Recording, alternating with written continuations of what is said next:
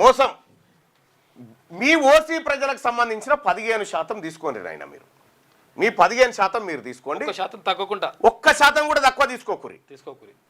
మిగతాది మీ 15 పోతే మా ఎస్సీలం, మా ఎస్టీలం, మా మైనారిటీలం, మా బీసీలం మేము చూసుకుంటాం.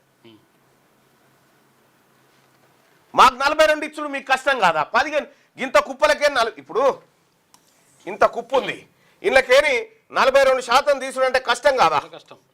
42% కుప్ప తీసి పక్కకు పెట్టుడు. ఇక 15% అంటే ఇట్లా వీకి అవతల మారేయచ్చు. ఈ 15%ని ఈ కుప్ప బయటికి తీస్తే మిగతా అంత మాదేనా? ఇంకొక మాట కూడా చెప్తున్నా, దయచేసి మీ ఓట్లు కూడా వద్దు.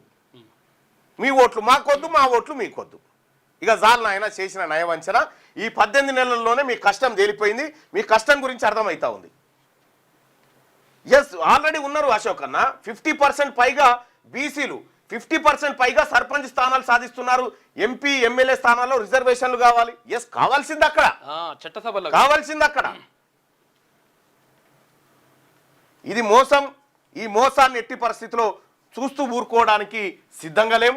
తెలంగాణ బీసీ ప్రజలారా, మన ద్రోహి ఎవడో మన శత్రువు ఎవడో తేలిపోయింది. ఈ 42% రిజర్వేషన్ కాడనే బీసీల శత్రువు ఎవడో తేలిపోయింది. శత్రువు తెలిసిన తర్వాత యుద్ధం ఈజీగా అవుతుంది.